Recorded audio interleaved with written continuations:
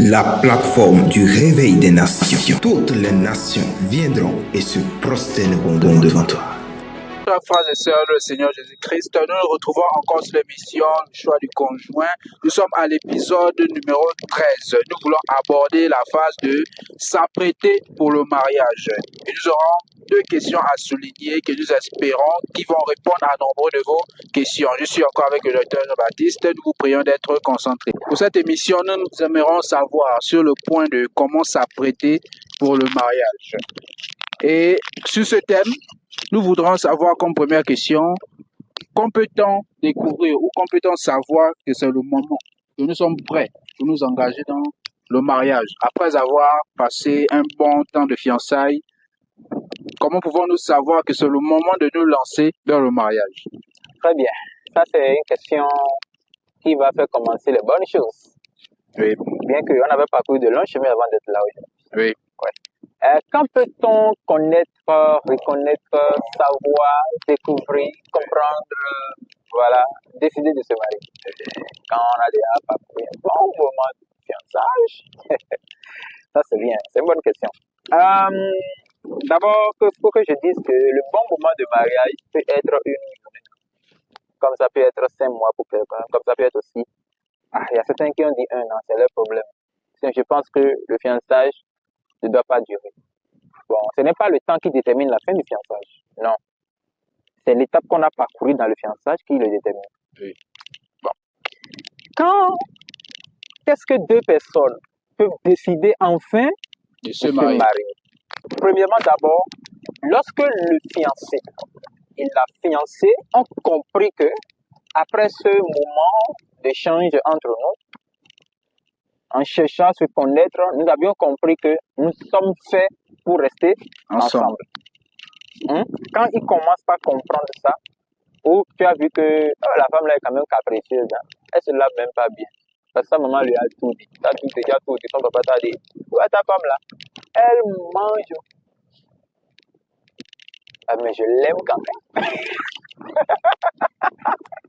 D'abord, laissez-moi vous dire quelque chose. Est-ce qu'un chrétien peut être amoureux? Est-ce qu'un chrétien peut être amoureux? C'est difficile à dire, mais je peux dire oui. Donc, je peux voir quelqu'un, je tombe amoureux de cette personne, je trouve. Non, je peux tomber amoureux de cette personne après avoir là, su. Il veut m'avoir. Il veut m'avoir.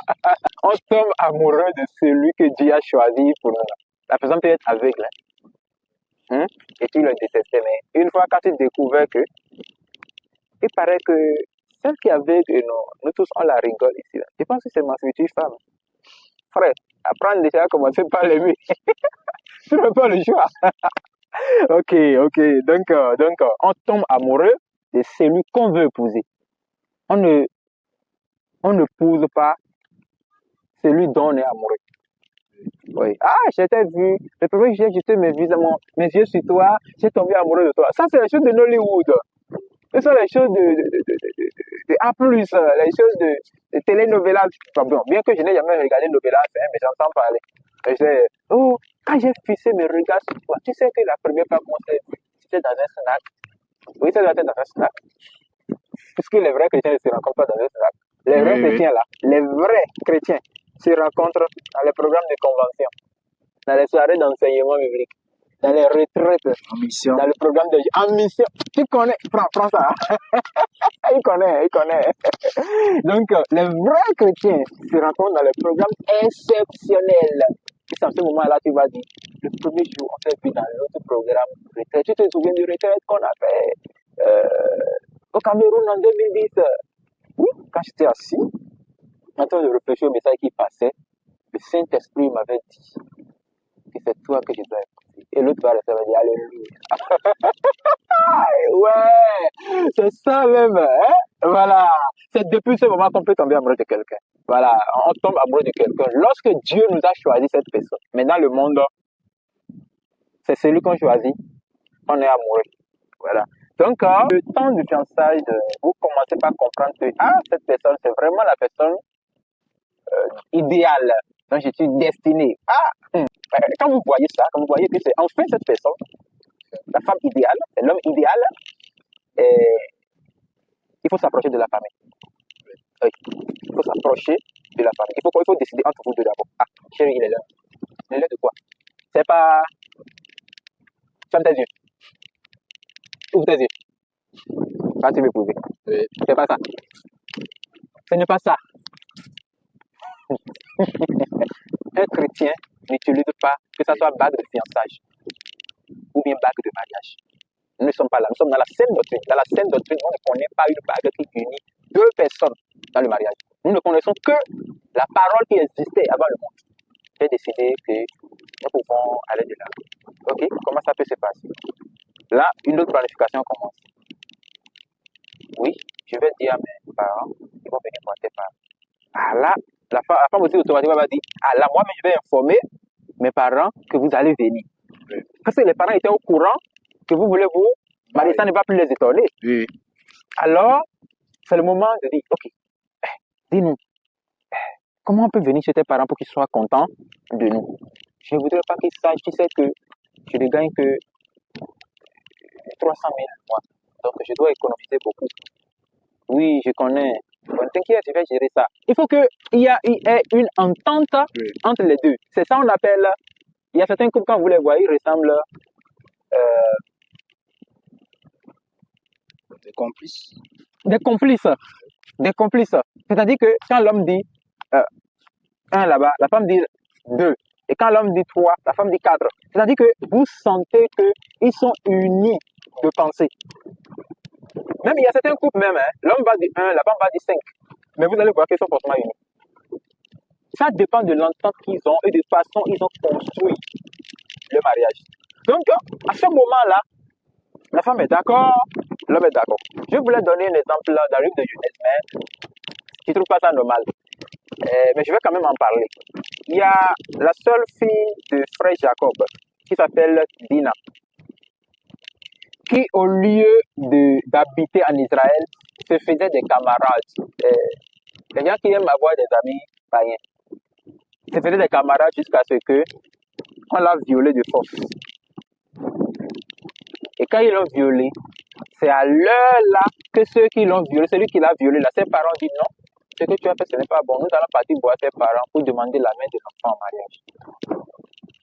Et quand ils ont parti, vous savez, les Hébreux sont des fois un peu durs, un peu violents. Ils ont dit non, vous avez déshonoré notre fille, nous allons prendre vengeance. Ok, vous voulez vous marier, non? Ceux qui doivent se marier avec les hommes doivent couper la première chair. Ils les ont coupés tous la première chair à tous les hommes de la famille. Et c'est quand ils les ont coupés la première chair maintenant, ils se sont levés pour les faire du mal. Parce que c'est ça qui n'ont plus de force pour se lever. Ouais. Il faut payer le prix de ce qu'on cherche. Quand on cherche une femme, on paye le prix. Donc celui qui avait fait le choix de conjoint et qui a choisi la demoiselle, c'est que forcément, il va prendre un temps pour aller offrir des dons à ses parents. Donc, quand vous sentez que vous êtes prêt, vous sentez cela lorsque vous avez conclu que cette personne est la bonne personne. Est la bonne personne. En fait, est à vous. Si je dis bonne personne là, on va dire que non, ça veut dire que mauvaise personne existe. Ok.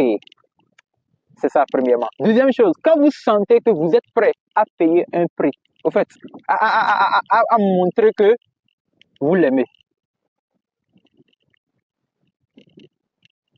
Ce sont les deux points. Après, ça ne peut rien être.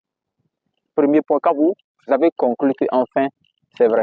Deuxième point, vous êtes prêt à payer un prix. C'est ça que l'homme va décider d'aller voir la femme. Et c'est ça que la femme aussi va décider de prouver devant tout le monde que, ah, j'ai dit oui. Tu as compris, non? Voilà. Lorsque nous parlons de payer un prix, est-ce seulement dans le sens des biens matériels, des finances ou aussi des cultures ou des traditions? S'il faut, par exemple, effectuer un rituel, est-ce que l'homme sera capable de faire aussi cela? Ou bien il faut poser un acte de la famille pour prouver qu'il aime la femme. Devrait-il le faire? Bien, je pense que cette partie, nous en parlerons. Mais je vais quand même répondre quelque chose. Quand nous parlons de payer le prix, ça peut être de point de vue familial. Oui, ça peut être de point de vue familial. Ça peut ne pas être les biens matériels, comme ça peut aussi l'être. Ça peut être des biens matériels, comme ça peut ne pas l'être. Quand je dis biens matériels, c'est-à-dire qu'il y a des dons qu'il faut offrir, non? Oui. Ça peut ne pas être ça, ça peut aussi être une somme d'argent. Parce que pour rendre quelqu'un content aujourd'hui, qu'est-ce qu'il faut faire? Il faut lui faire un don, soit lui donner quelque chose. Oui. C'est quand on offre un don à un homme ou bien à un humain qu'il est content. Voilà. Donc par contre, je ne vais pas trop répondre à ça, mais ça peut être de point de vue familial, comme aussi de point de vue, bon, pas trop culturel. Pas trop culturel. Parce que parlant de la famille possède aussi une culture. Bon, mais nous, les chrétiens, ne sommes pas appelés à suivre directement les cultures. Non. Mais toutes les cultures ne sont pas mauvaises. Il y a certaines choses dans les cultures qui sont conformes à la parole de Dieu. Mais en voulant obéir authentiquement, c'est-à-dire conformément à ce que la culture dit, on risque de dévier et de quitter la volonté de Dieu. Nous en reviendrons dans les épisodes à suivre. D'accord. Après cela, comment peut-on faire ce jeune et cette jeune fiancée? Comment peut-il préparer leur mariage? Ok, la préparation du mariage mérite. Le livre d'Ecclésiaste a dit quelque chose. Je voulais lire la Bible, mais je pense que ça nous retard trop. C'est pourquoi j'ai commencé à rester. Donc j'enlève la page. Mais si quelqu'un a vraiment besoin de cette page, il peut demander dans le commentaire la référence, on va lui mettre ça. Et le livre d'Ecclésiaste a dit, c'est l'argent qui répond à tout. Oui. Ça, c'est dans un sens. C'est pas qu'on dit ça dans une façon générale, c'est la Bible. Et aussi, la Bible a dit, qui va vouloir construire sa maison, il ne va pas s'asseoir et penser, faire le plan, faire le compte de combien il va dépenser. Les deux sont appelés à s'asseoir maintenant. A dit, ok, comment nous allons faire? La femme a le droit de demander à ses parents. Ou le frère a le droit d'envoyer ses parents demander aux parents de sa femme. Dites-nous, comment nous pouvons faire pour que vous soyez contents? Ah non, nous voulons que vous offrez le don que vous voulez. Je vous dis, dans la sainte doctrine, on ne doit pas faire la dot. La dot, c'est une expression 100% africaine, culturelle, de la doctrine des hommes. Mais c'est un langage que nous avons l'habitude de dire aujourd'hui. C'est pourquoi on dit dot, dot seulement. Mais de point de vue biblique, si on veut préciser, on ne dit pas dot. On dit don aux parents, les dons aux parents. Mais comme tout le monde dit dot, c'est pourquoi nous tous on dit dot aujourd'hui. Et je dis, c'est que la famille, la belle famille, c'est-à-dire la famille de l'homme veut amener chez la femme, ce n'est pas à la femme de lui réclamer forcément ça. Si lui réclame, ça veut dire qu'ils sont en train de vendre leurs filles. Ouais, non? Donc, il faut que les mariés, les futurs mariés comprennent ça.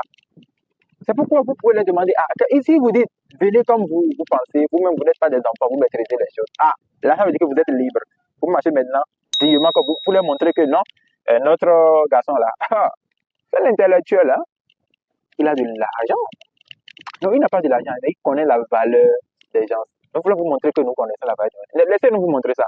Voilà. Bon, au fait, je vous dis, les dons aux parents, c'est une courtoisie. C'est quelque chose qui doit être comme une fête à célébrer. Nous reconnaissons aujourd'hui, nous sommes contents de voir que notre fille se marie, notre frère se marie, notre oncle, notre tante, notre enfant. Bon, ça doit être une joie, ça ne doit pas être une rencontre. On dit, hey, on vous a amené 2 millions pour le papa et la maman. 1 million pour les frères et les sœurs. Non, on ne veut pas ça.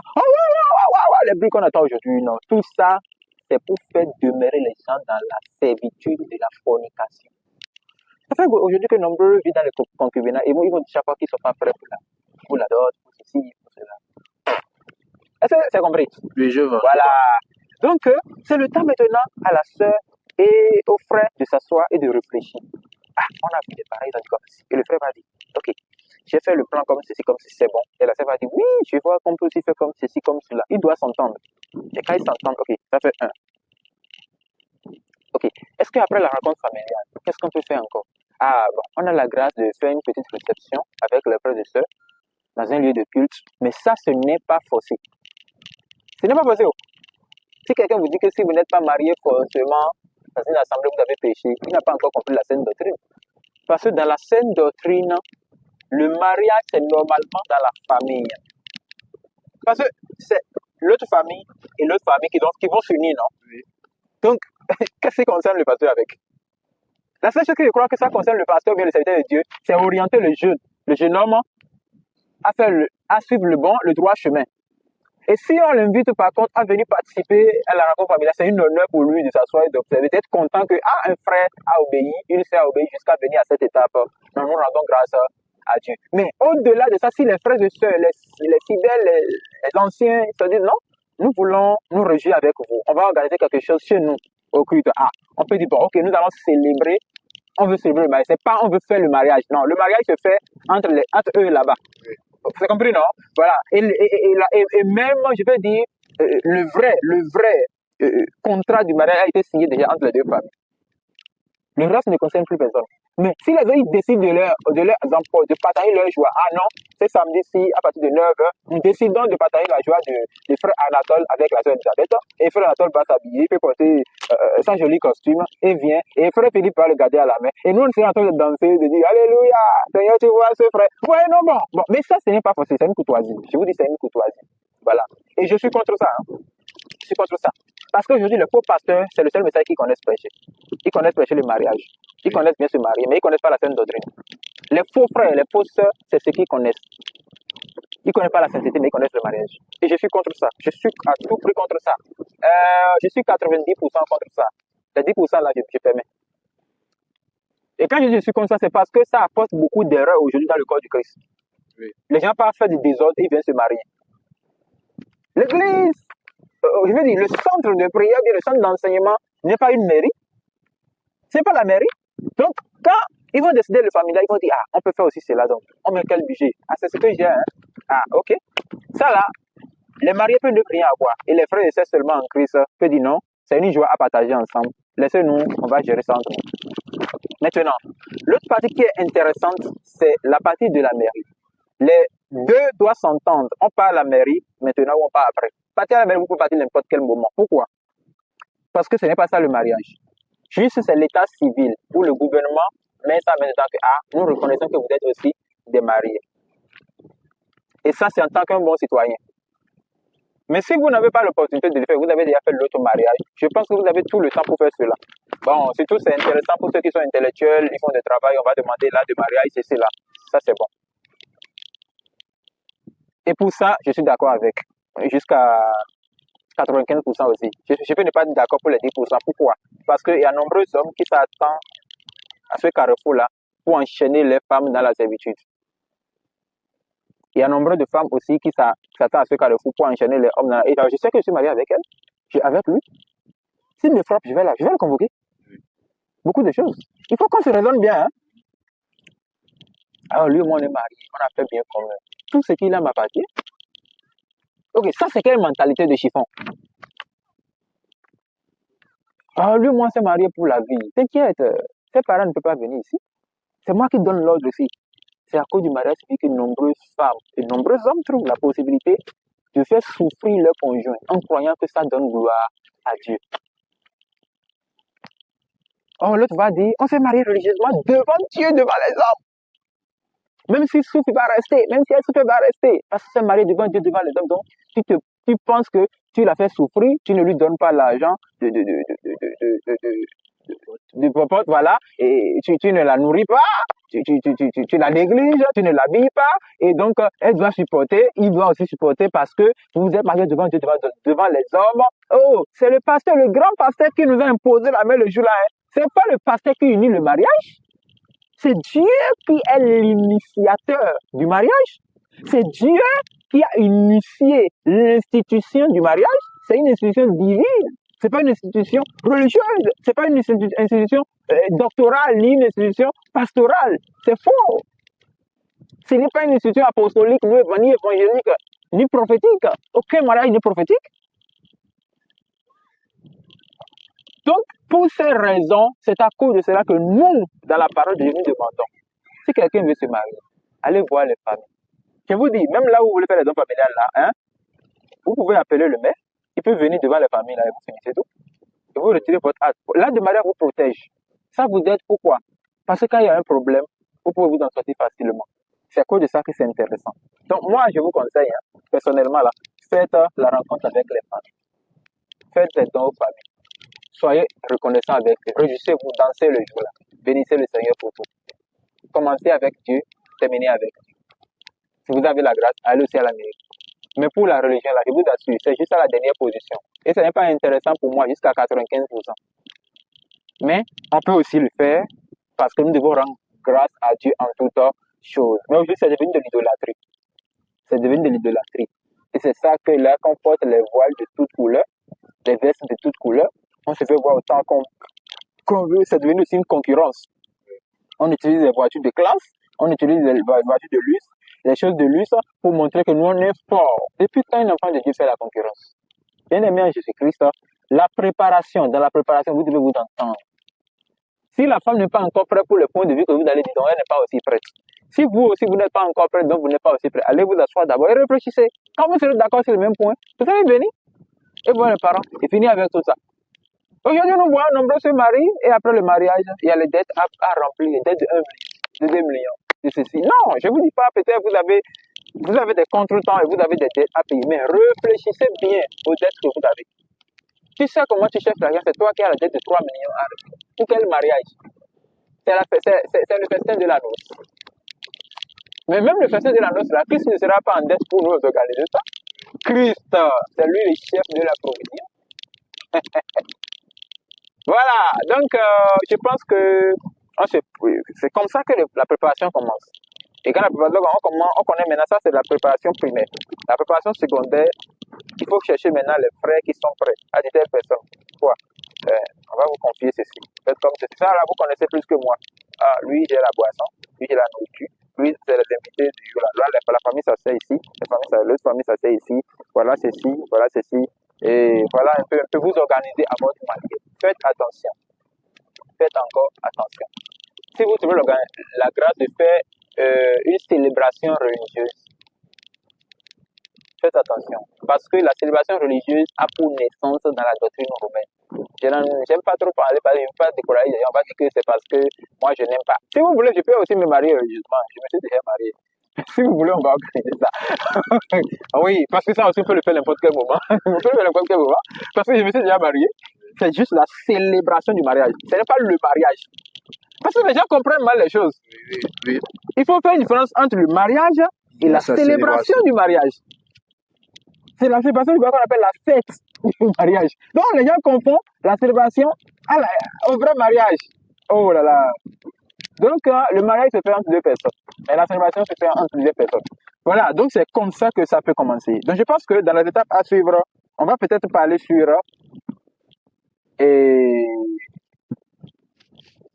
le mariage en question. Ouais, non? Donc on est dans l'épisode 13. Dans l'épisode 14, nous allons permettre aux frères et sœurs, on va voir le témoignage de certains frères, certains serviteurs de Dieu, qui vont nous donner leur point de vue sur le choix du conjoint. Ils vont peut-être partager aussi leur expérience, comment ils ont fait. Et vous allez entendre, peut-être dans l'épisode 14, épisode 15 aussi, épisode 16, épisode 17, épisode 18, peut-être l'épisode 19.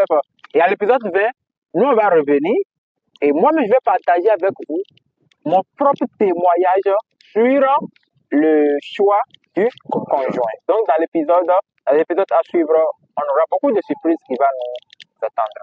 Que le Seigneur vous bénisse. Est-ce que c'est déjà bon? Il y a des questions? Bon, c'est des questions, je suis toujours là pour ça. On sait jamais. Une dernière question. Ouais. Vu que nous avons parlé de la célébration du mariage, que pensez-vous de ceux qui font l'anniversaire du mariage? Aïe. Je me suis juste rappelé, vu que nous avons parlé de célébration, je voulais passer par là en même temps. Est-ce qu'un vrai chrétien dans la saine doctrine peut fêter son propre anniversaire d'abord? Non. Mais qu'en est-il de l'anniversaire du mariage? Donc, pour un faux chrétien, il peut le faire. Voilà, il a compris. Bénissons encore le Seigneur. Il faut pas que je coupe la parole comme ça parce que peut-être quelqu'un peut trouver ça intéressant. Bon, l'anniversaire du mariage, on va en parler après. Il faut noter ça quelque part, on va en parler après, ce qui concerne l'anniversaire du mariage. Parce que quand on va finir avec le mariage, on va aborder la phase du début du couple. Je pense que Dieu va tellement nous bénir que peut-être dans 2 ans, on aura un séminaire du genre où on va rassembler les jeunes, on va rassembler les couples pour donner les trucs capables. Je vois que le Seigneur va améliorer encore beaucoup de choses. Amen. Voilà, donc on va en parler après. Merci encore, Dr. Jean-Baptiste. Merci Vous beaucoup. remercie encore, frères et sœurs, d'avoir suivi. Que le Seigneur vous bénisse encore abondamment. Amen. La plateforme du réveil des nations. Toutes les nations viendront et se prosterneront devant toi.